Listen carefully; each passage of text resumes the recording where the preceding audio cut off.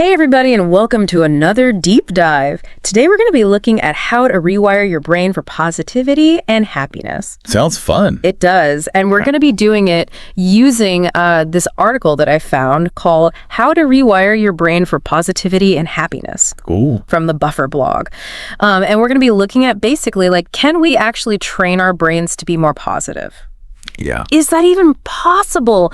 Like learning a new skill? It is. I mean, a lot of times we think about our brains as kind of fixed, but neuroplasticity shows us that our brains can really adapt even in adulthood. Okay. It's like you wouldn't expect to just pick up Spanish after a week, right? Right. But you can become conversational with consistent practice. Same with training your brain for happiness. So you're saying we're not just stuck with our default settings. Yeah. We can actually upgrade our mental software, so to speak. Absolutely.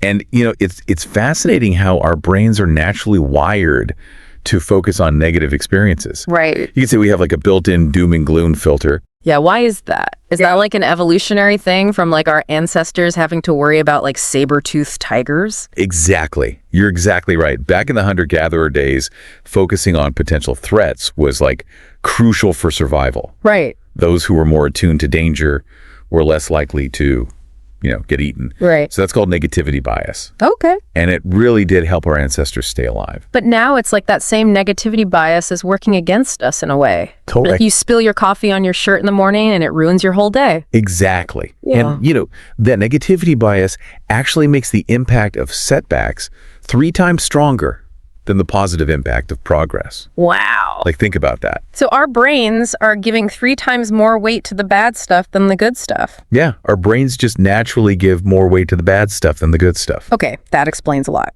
So how do we even begin to rewire our brains for positivity with this negativity bias working against us? That's a great question, and understand that. Let's actually take a look at the Tetris Effect. Okay, I'm intrigued. Have you ever noticed how after you play Tetris for a while, you start seeing those blocks everywhere? Oh, absolutely. Your brain can't let go? Yeah. You're telling me that's not just a coincidence? Yeah. Not at all. That's the Tetris Effect. Yeah. And it happens because your brain is literally rewiring itself based on what you repeatedly do. Huh. Think about it when you practice something over and over again. Right. Like playing an instrument or lifting a language, you get better, right? Right, because those neural pathways become stronger, just like a muscle. Exactly. So are you saying our brains work the same way with our thoughts and our emotions? Yes, they do. And it was actually a Harvard study that showed that even people with amnesia who played Tetris, they dreamt of those falling blocks. Wow. It shows how powerful this effect can be, even if we don't consciously remember the activity. So if I spend time intentionally focusing on positive experiences, my brain will actually start looking for more of those things. You got it. You're basically building a mental muscle for happiness. Yeah. We call it the Positive Tetris Effect. Okay, so instead of Tetris blocks, we're focusing on positive thoughts and experiences. Exactly. By consistently focusing on positive aspects, we're creating new positive neural pathways that become more dominant over time. Okay. This isn't about ignoring the negative. It's about shifting our focus and training our brains to give more attention to the positive. So we're learning a new language. Yeah. Training our brains to speak positivity. Perfect analogy. Yeah. And just like learning any new skill, it takes effort and practice. Right. Its happiness researcher Sean Aker says, happiness is a work ethic. I love that. So it's not about just wishing to be happy. It's about actively putting in the work to rewire our brains. Exactly. Speaking of work, how do we actually do that? Well, the article outlines 4 techniques. So the first technique is called Scan for 3 Daily Positives. Okay. I like the sound of that already. It's really simple.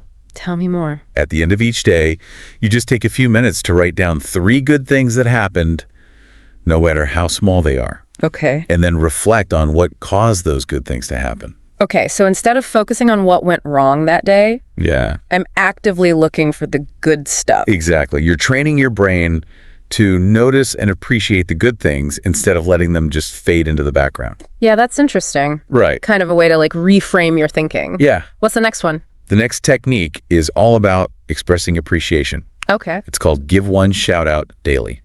Oh, I like that. Yeah. I'm all about giving shout outs and spreading good vibes. So how does that work? Yeah, how does that work? Well, the idea is to make a conscious effort to express gratitude or appreciation to someone every day. Okay. It could be a simple thank you to a coworker, a heartfelt compliment to a friend, or even just a kind note to a stranger. I love that. And not only does it make the other person feel good, but it also like reminds me of all the good in my own life. Exactly. It's a win-win. Yeah. It helps break the negativity cycle by focusing on the positive aspects of our relationships. For sure. Okay, so what else can we do to boost our positivity? Well, sometimes actions speak louder than words, Okay, and that's where do something nice comes in. all right. I'm ready to spread some kindness.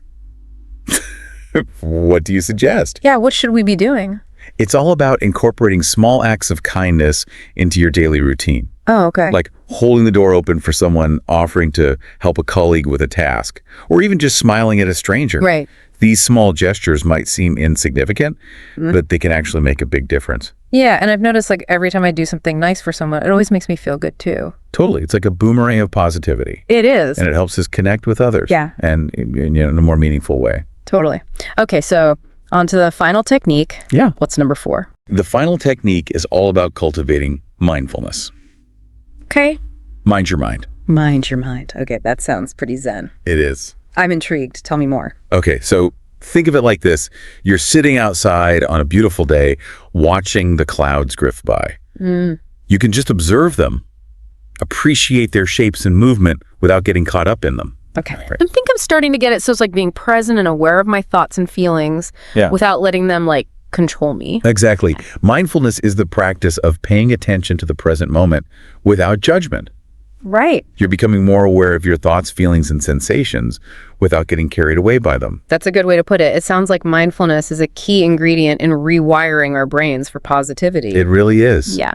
When we practice mindfulness, we're training our brains to focus on the here and now rather than dwelling on the past or worrying about the future. Right. It's like creating a mental space where we can observe our thoughts and emotions without letting them, control us. So we're not trying to stop our thoughts. Yeah. We're just learning to observe them. Yes. Without getting swept away. Exactly. And there's growing scientific evidence that mindfulness meditation can actually change the structure of our brains. Oh, wow. Studies have shown that regular mindfulness practice can increase gray matter in the hippocampus, Okay. the area of the brain responsible for learning and memory. Wow. So mindfulness isn't just like some new age trend. No. It's actually backed by neuroscience. It is. And the best part is that anyone can practice mindfulness. It doesn't require any special equipment or training. That's awesome. You can do it anytime, anywhere. So to recap, we've got these 4 techniques to help us rewire our brains for positivity. Yes. Scan for 3 daily positives. Give 1 shout out daily. Do something nice and mind your mind. Yes. But are there any studies that show that these techniques actually work? You bet. There's a fascinating study.